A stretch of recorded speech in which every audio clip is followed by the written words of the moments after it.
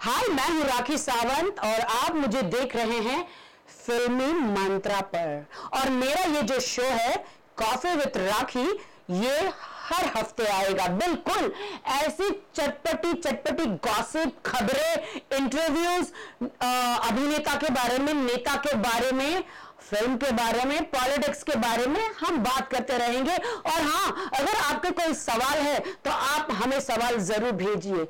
मैं अपना सारा जवाब मसाले के साथ आप सबको दूंगी। Love you all. अस्सलाम वालेकुम, नमस्ते, सत श्री अकाल, केम छो एंड वेलकम टू फिल्मी मंत्रा। मैं हूँ अनम शेख आपके साथ। तो दोस्तों, आप सभी का फेवरेट शो जो है कॉफी विद राखी में आप सभी का स्वागत है। हमारे साथ है राखी सावंत। तो राखी सावंत, आपका ये शो है कॉफी विद राखी, तो क्या कहना चाहेंगे? ये इससे पहले आपका ऐसा कोई शो नहीं आया जिसमें हम आपके साथ 10 एपिसोड शूट करने वाले। 10 एपिसोड का ये होने वाला है सीजन 1। तो पहला अभी एपिसोड शूट हो रहा है, तो क्या कहना चाहेंगे, कैसा फील हो रहा है?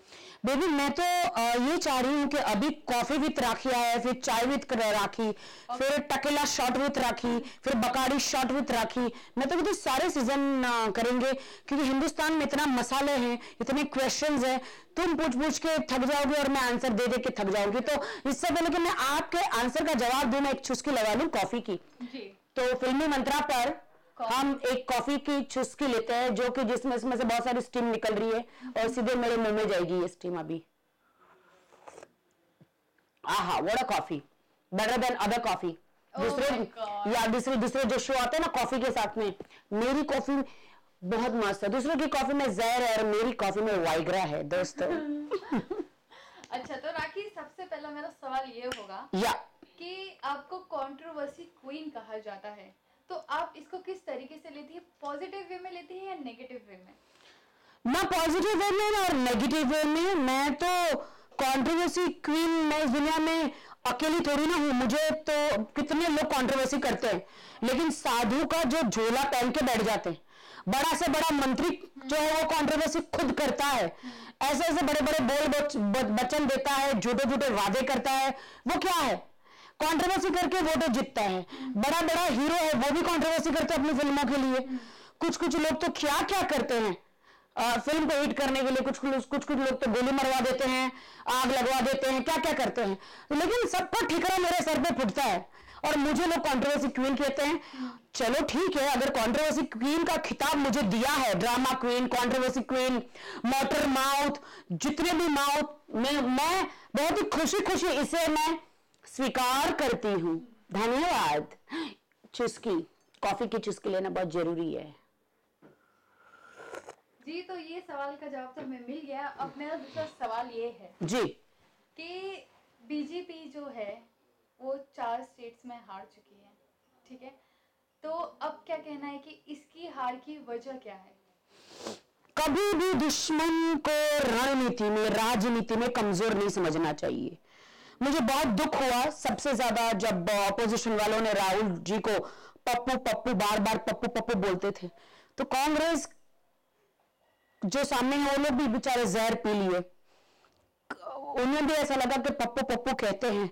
लेकिन दोस्तों, ये पप्पू नहीं, ये है चप्पू। और सब पे ऐसे चप्पू चलाने वाला है ना ये पप्पू। पप्पू मत बोलो, हमेशा छोटा बच्चा बड़ा हो जाता है। वो तो उन्होंने सिर्फ एक मौका दिया था कि जाओ 5 साल ऐश करो, है ना।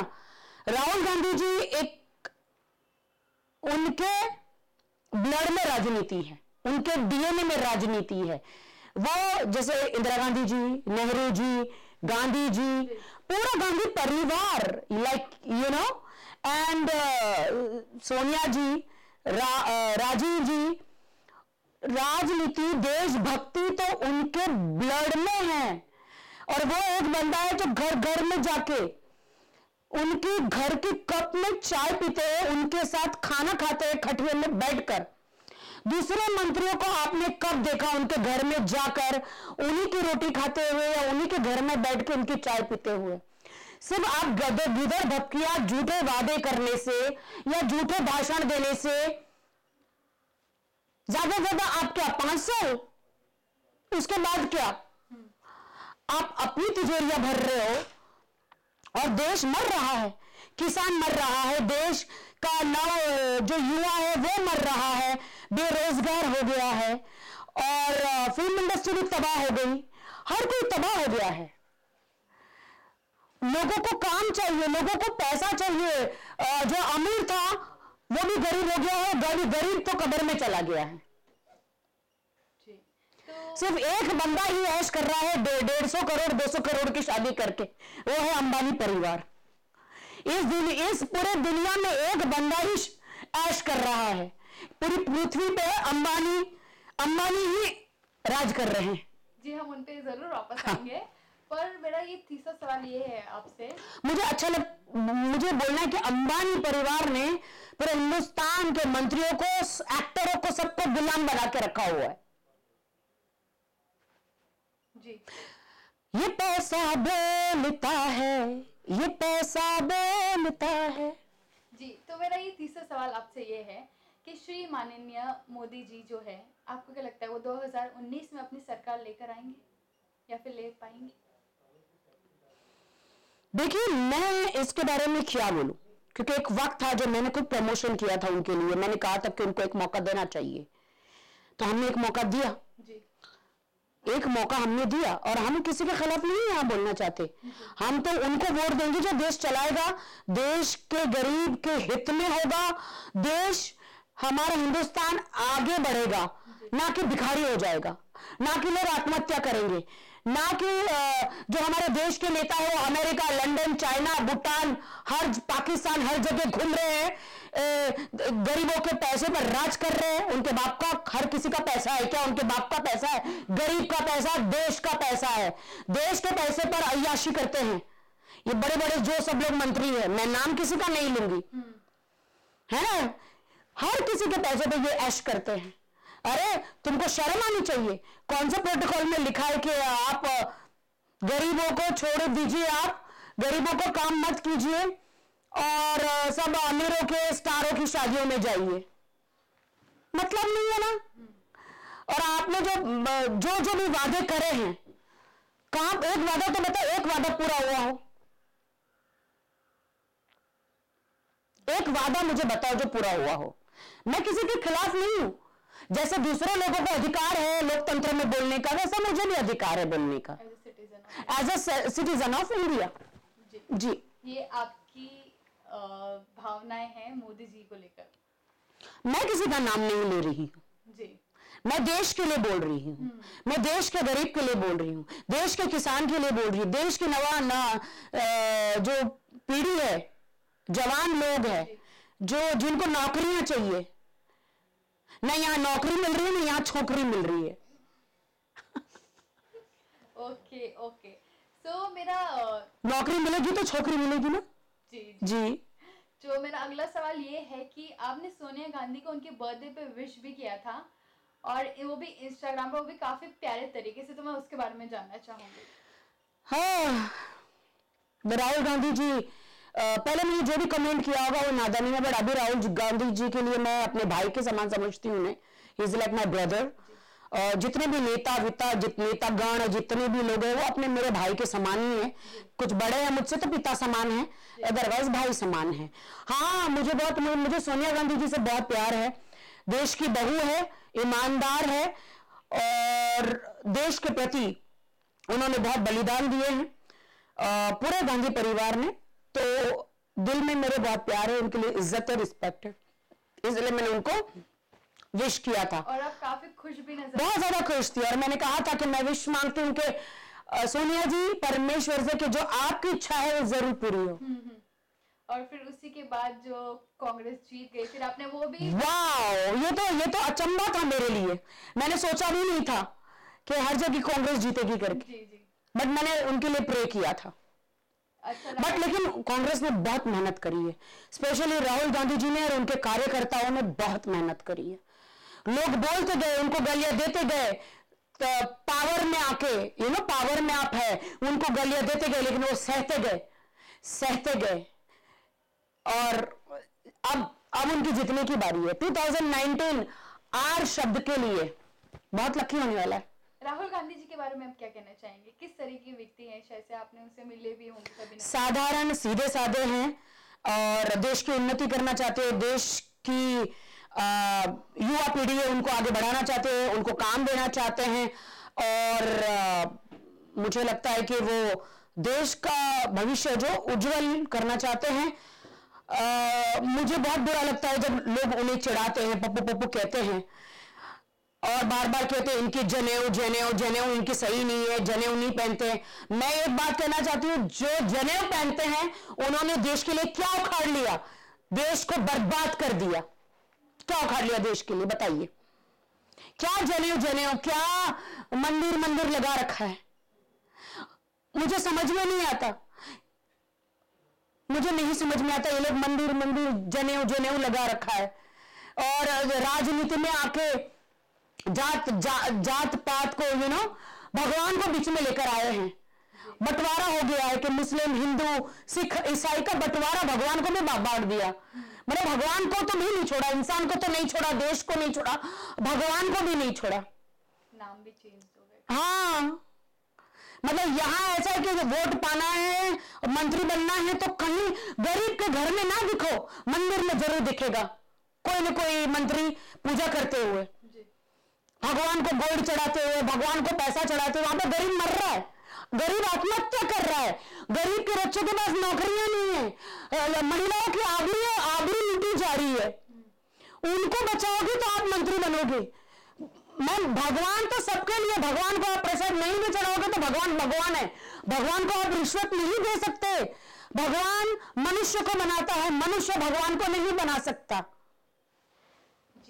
तो राखी मेरा ये आपस में कंपटीशन चल रहा है, ये मंदिर गया था तो ये मंदिर जाए, इन्होंने ये हवन किया तो ये हवन करे, तो वोट का बंटवारा हो रहा है हवन और मंदिर के बीच में।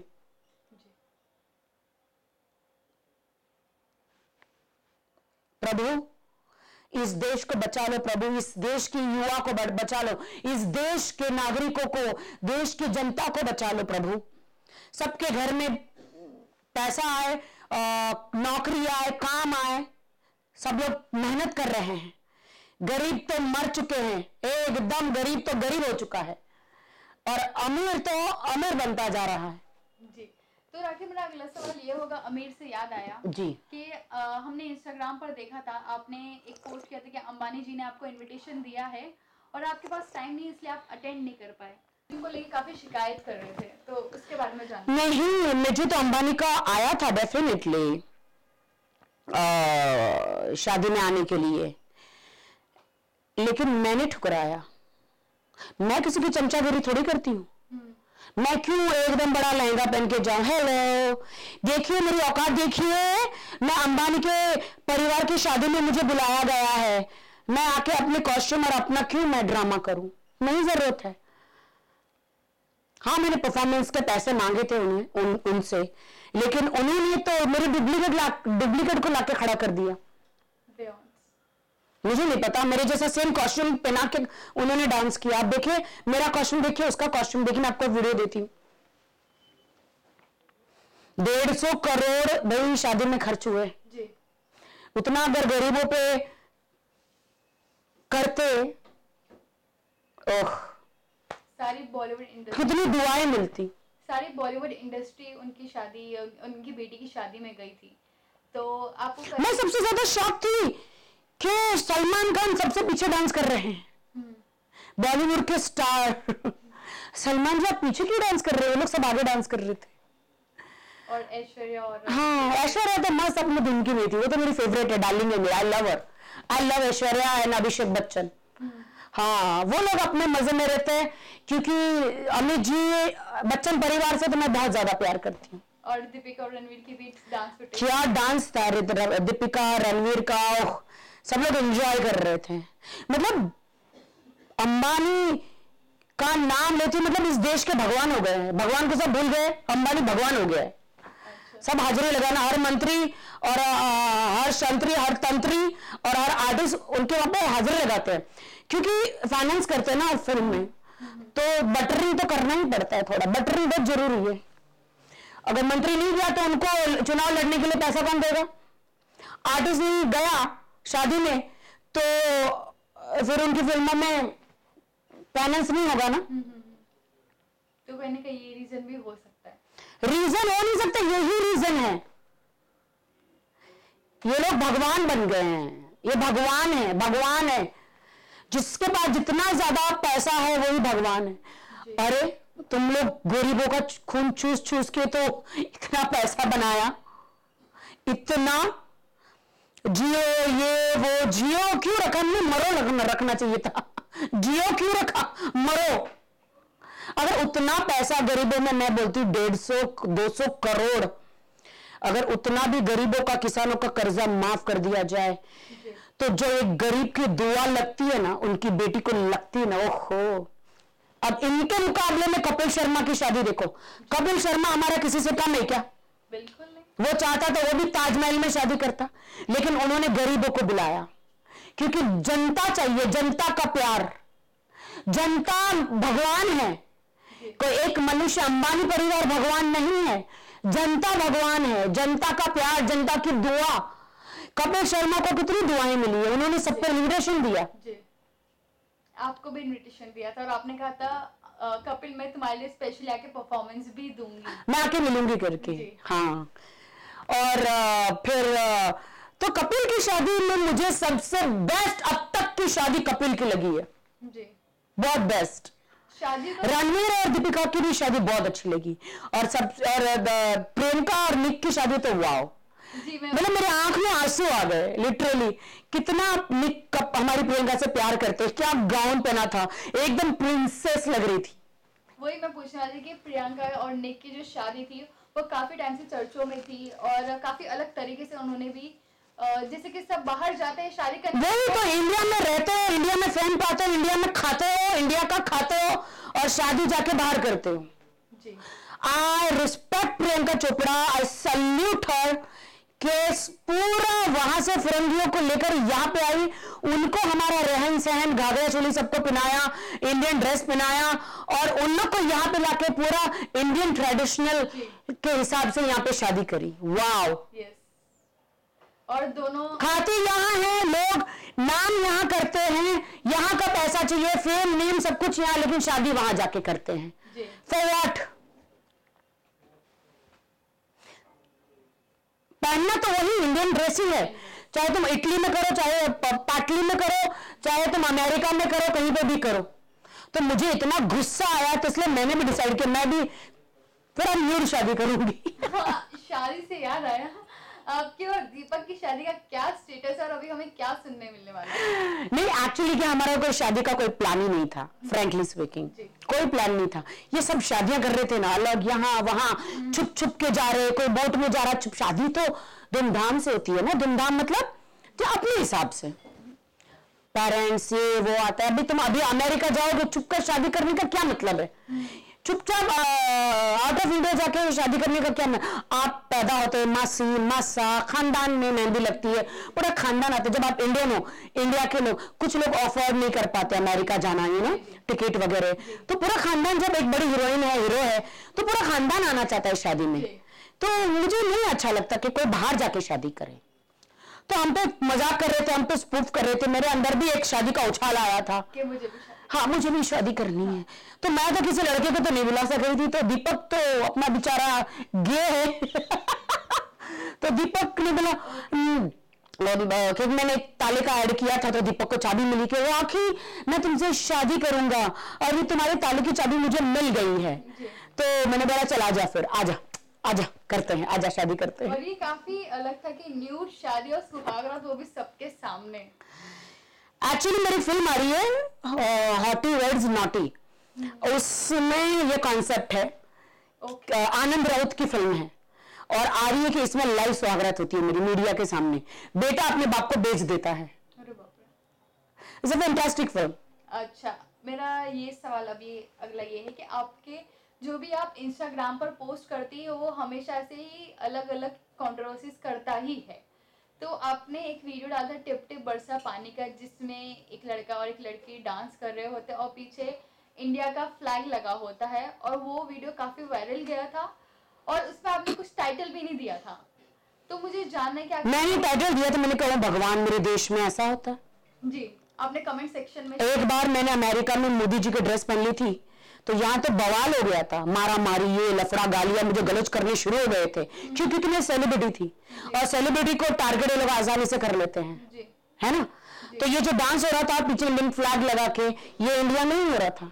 और भी मेरे पास 100 वीडियो है ऐसे नंगे, जो इंडिया में ऐसे नंगे डांस होते हैं, उन्हें नहीं रोकते हैं, लेकिन एक सेलिब्रिटी को पब्लिसिटी पाने के लिए ये लोग एक टंग पे खड़े हो जाते हैं लड़ने के लिए। तो इसीलिए मैंने वो वीडियो डाला कि ये मेरा देश है, फ्लैग के पीछे आप इतना नंगा नाच नाच रहे हो, इतना चीप डांस कर रहे हो। पहले मुझे लगा क्या दीपक कलालिया से वायरल वीडियो बनाता है क्या, फिर मैंने नेट में जाके देखा, गंदे से गंदे, ओ माय गॉड, दीपक तो कुछ भी नहीं है जी। लिटरली मतलब के ऐसे गंदे डांस होते हैं। न्यूड डांस इन इंडिया डालो, सिर्फ पता चल जाएगा, just put nude dance in India, पूरा यूट्यूब में लाइन से आ जाएगा कि इंडिया में न्यूड डांस होता है। मतलब बाहर गए तो शरीफ है, हम सब लोग तो शरीफ है, दीपक कलाल भी शरीफ है। बट कहीं ना कहीं अगर हम बात करूं कि अंबानी जी ने कहीं ना कहीं एक अच्छा डिसीजन लिया था इंडिया में बदलाव लाने के, कि उन्होंने पॉर्न वीडियोस जो है वो बैन करवा दिया, क्योंकि कहीं ना कहीं रिसर्च में पाया गया है कि जो जियो का जो डेटा है वो ज़्यादातर इसी चीज़ में यूज़ होता है, और जियो 100 मिलियन से ज़्यादा इंडिया में व्यूअर्स है उसके यूज़ करते हैं। तो आपको क्या लगता है डिसीजन जो था वो अच्छा ही था ना? किसने कहा कि पॉर्न फिल्म बैन हो चुकी है? साइट्स। किसने कहा? मैं अभी मैं अगर पॉर्न डालू गूगल पे, जी बैन हो गया है। एक सेकंड मेरी जान, 1 सेक, कुछ बैन नहीं हुआ, ऐसा सुना हाँ नहीं, मैंने डाला है XXX हार्डकोर सेक्स।